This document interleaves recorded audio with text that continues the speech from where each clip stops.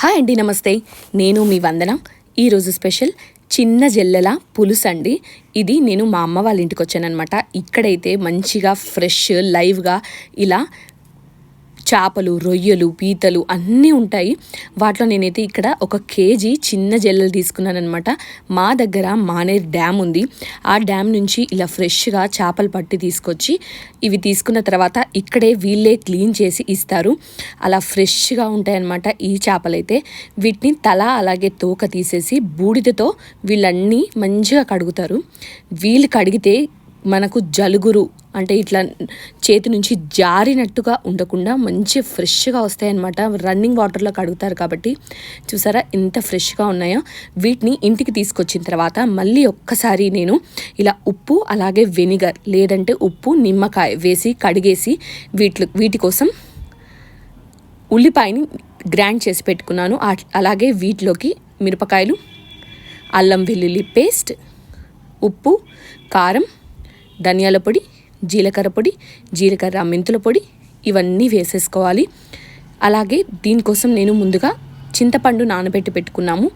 ఆ చింతపండు గుజ్జును కూడా కొంచెం ఇందులో వేసి కలిపేసుకోవాలన్నమాట. మంచిగా ఉప్పు కారం అన్నీ పర్ఫెక్ట్గా వీటికి పడతాయి. నేను తీసుకున్నవి కేజీ చేపలండి. కేజీ జల్లెలు నాకు 700 రూపాయలకు వచ్చాయన్నమాట. వాటిని క్లీన్ చేపిస్తే నాకు దాదాపుగా పావుదక్కువ కేజీ వరకు అయితే వచ్చాయి. వాటికి సరిపడా మసాలాలన్నీ నేను వేసేసుకున్నాము. ఇది అమ్మదే చేసింది. దీన్ని చిన్న చేపలు చేయడానికి ఖచ్చితంగా మనకైతే స్పెషలిస్ట్ లాగానే ఉండాలి. అందరూ చేయలేరు. చేప ముక్క విరిగిపోతుంది. విరగకుండా ఉండాలి అని నేనైతే అమ్మనే చేయమని చెప్పానన్నమాట. తను చేస్తే టేస్ట్ కూడా చాలా బాగా వస్తుంది. ఇంటి దగ్గరకు వచ్చినప్పుడు కొన్ని స్పెషల్స్ అయితే నేను అమ్మనే చేయమంటాను. అంత రుచిగా చేస్తారనమాట. ఇప్పుడు స్టవ్ ఆన్ చేసి కడాయి పెట్టుకొని దాంట్లో ఆయిల్ వేసుకోవాలండి. ఒక 3 టేబుల్ స్పూన్ల ఆయిల్ అయితే పడుతుంది. చేపలు వేగాలి. అలాగే ఉల్లిగడ్డ పేస్ట్ చేసి పెట్టుకున్నాం కదా ఇందాక, ఆ పేస్ట్ని కూడా ఇందులో వేసి ఇది ఒక 2 పెద్ద ఉల్లిపాయల పేస్ట్ అండి. ఇది పేస్ట్ కూడా మంచిగా వేగాలి. ఇదంతా వేగిన తర్వాతే మనము చేప ముక్కలు వేయాలి. లేదంటే పచ్చివాసన వచ్చి పులుసు కూడా తొందర పాడవుతుందనమాట. అలా కాకుండా ఉండడానికి ఇలా పేస్ట్ అంతా ఈ రంగులోకి మారాలన్నమాట. ఈ రంగులోకి మారిన తర్వాత మనం మ్యారినేట్ చేసి పెట్టుకున్న చేప ముక్కల్ని ఇందులో వేసేసుకోవాలి. అప్పుడు ఇవి ఒక 5 నిమిషాల వరకు అయితే ఖచ్చితంగా వేగాలండి. గిన్నెను కదుపుతూ మనం ఈ చేపల్ని వేయించుకోవాలి. చాలామంది పులుసు మరిగిన తర్వాత చేప ముక్కలు వేస్తుంటారు విరుగుతాయి అని, కానీ అమ్మ మాత్రం ఇలాగే చేస్తారండి. ఇలాగే మా తెలంగాణలో చాలామంది చేస్తుంటారు.